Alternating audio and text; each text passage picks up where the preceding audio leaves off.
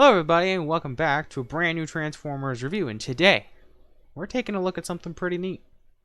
We're going to look at the Transformers Kingdom Leader Class Galvatron. Oh yeah. It's very fitting because I just looked at the Studio Series Hot Rod. This is a very, very nice and was a very expensive figure. So let's take a look at the box first before we get into it. So we got some really neat artwork of Galvatron right there. That's really cool. And there he is in his cannon mode. Kingdom artwork. Box, back, stuff, bottom, box. Decepticon logo looking very nice. Front window. Leader class. He's big. Onto the figure. So let's just check this thing out. Look at that. I've had this thing for a bit. Yes, it does have the shoulder misassembly. I don't want to fix it because I don't want to break the figure.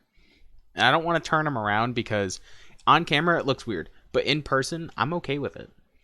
I don't really mind it. It was being made out to be a bigger deal than it really was. But honestly, in person it doesn't look too bad. We'll look at the accessories. Obviously he comes with his fusion cannon. That's going to have to come off for the alt mode. But he also comes with this little cannon. He comes with two of them. This little gun. And it's meant to look like the ship that Unicron gives him in the movie, which is a really neat detail. And I know everybody's pointed that out. I'm not the first. Not the first one to make this review either. And he also comes with a Matrix on a chain, which I think that this Matrix is way better. It's done way better than the one that came with the Studio Series Hot Rod. I'm just saying. So let's look at the posability of the figure. So arm moves out like that. Can go all the way up like that. That's weird. There is a double jointed elbow, mostly for transformation. Wrist swivel, which is very nice to see. And if you kind of disengage this tab right here, he has a bicep swivel, which is nice. All the same on the other arm, of course. I know I usually start with the head. I messed up everything. Who cares? Head is on a ball joint. Can go side to side. Look up a bit. Look down a bit. And even has a bit of a tilt, which is funny. The hip skirts move out. And can, if we move the arm out of the way, can kind of like swivel outward like that due to the transformation. Leg goes out. Leg goes forward. Leg goes back. Knee bend. Thigh swivel. No foot swivel, but there... Oops. There is a very small amount of ankle pivot, which is not terrible. Did I miss anything? Oh, and there's a waist swivel. Almost forgot that. Did I miss anything? Because my past few reviews I've been missing something with talking about articulation and stuff. Okay.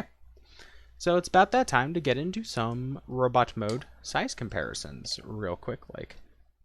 Oh, and before I do that, just to let you know, pretty obvious, but he can wear the Matrix around his neck. Yeah.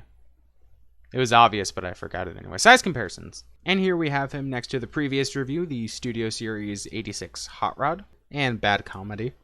This is bad. And here we have him next to the Transformers Siege Megatron. And now, let's get into the transformation. Quick side note that I've noticed throughout the rest of the review. The purple used on the robot mode looks a lot better on camera in my video. It's a lot lighter in person. It's a really weird shade of purple that they decided to use. But let's get into the transformation. First, what you want to do with every Megatron, Galvatron, whatever, you want to remove the fusion cannon and separate it. And just put those off to the side for now. It's parts forming. I know. I don't care. You want to fold in the hands just like that. Same thing with the other hand. Use that double jointed elbow to connect that tab into that hole. Same thing with the other arm. And then you want to disengage that. There is a little tab here that is connected into that hole there. And you want to bring it down and just push it forward a bit so it lines up like that. Same thing with the other arm. And then you just want to leave the arms alone for a bit. We'll move down to the legs. You want to fold in his heels. Straighten out his legs, of course. And then you want to reach around back here. Untab that purple piece. And just connect it to the side like that. There's a little tab on the side of his leg. You just want to plop it right in. Then you want to turn his legs around like that. And then just connect them together. Just like that. Then you want to move the little side skirt pieces away. Just like that. And then be careful here. I don't know how fragile this is. You want to separate this entire piece here from the body. Like that. Just like that.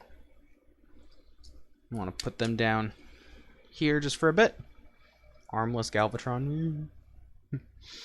And then you want to take this purple piece right here and just bring it down like that, and then bring the whole thing down like that. That should push up this piece. So fold it forward a bit, and then you want to grab it here. There's little indents. You want to grab it by here, and then the little tabs right here, and just pull right open. And disconnect the chest from that area and push up. Put his head in the little cavity.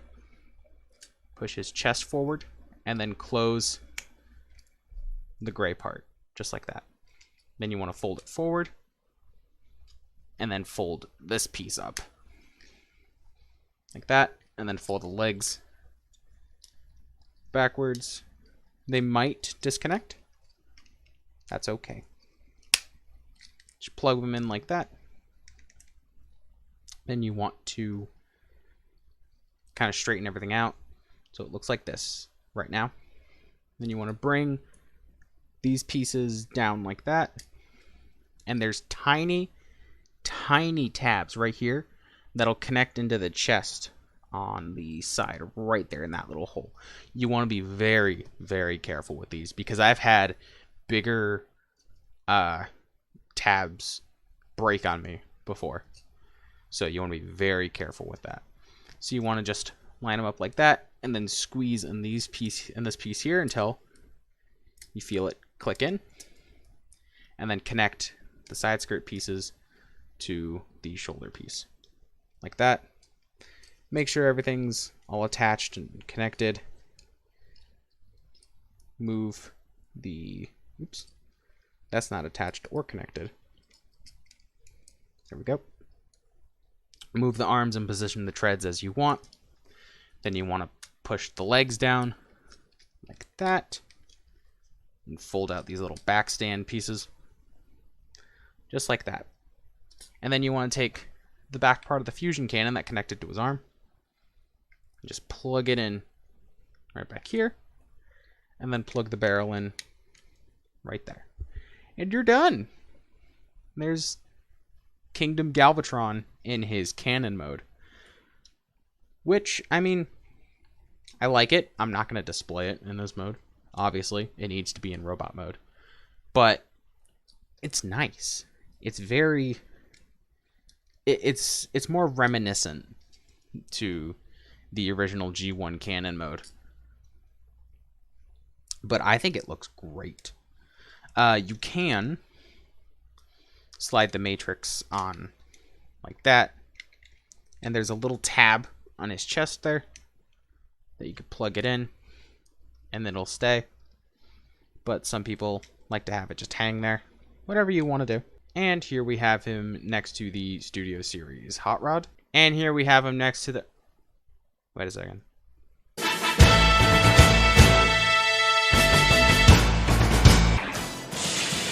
And after a quick trip to the hospital for Starscream, here he is next to Galvatron. And here we have him next to the Siege Megatron. So what do I think of the figure? I think the figure is awesome. I think it's really good. I share the same opinion as pretty much everybody who's ever reviewed this figure. The size is really good. For a leader class, it's awesome.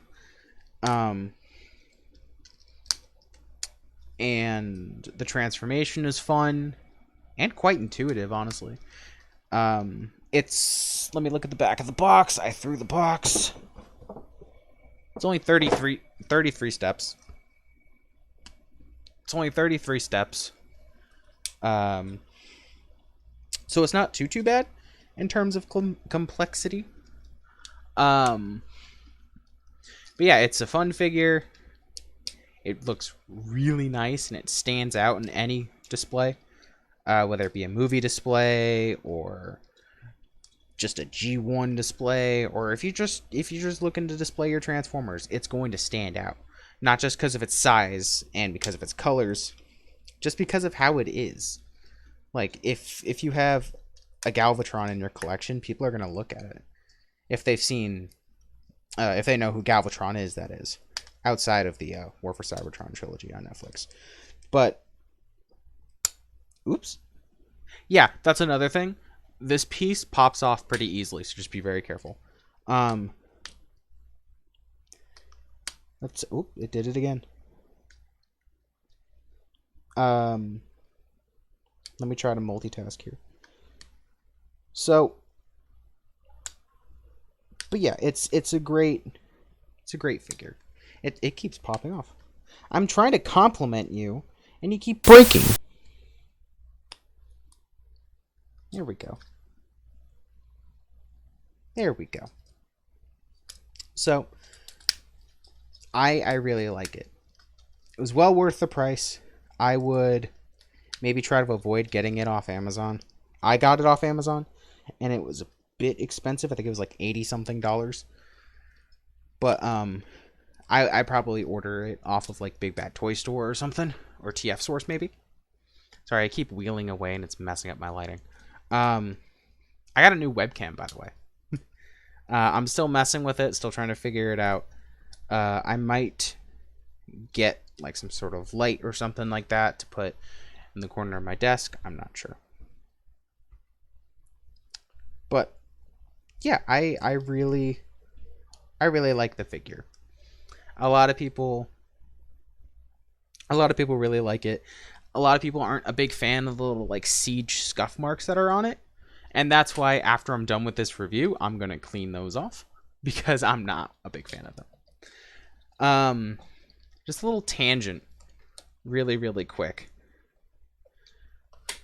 I don't understand what they're doing here with Kingdom and Studio Series 86. I'm okay with it. I like the figures that are coming out. I enjoy them. They're a lot of fun. But what I don't understand is why is Scourge in Studio Series, but Cyclonus and Galvatron are in Kingdom? I don't get it. And then why is Hot Rod in Studio Series, but Rodimus isn't? I don't know. It's weird to me. But whatever. It's just how it's going to be. So that's going to be it for the review. I hope y'all enjoyed. I did a lot. I had a lot of fun doing this. And there's a few reasons I haven't been uploading recently. It's because I didn't have a webcam to use. That and I started a job recently, so that's kind of gonna throw off everything a bit. But it doesn't matter. It allows me to make money, to do more stuff for the channel. So that's gonna be it. I hope y'all enjoyed, and I'll see you all next time. Goodbye.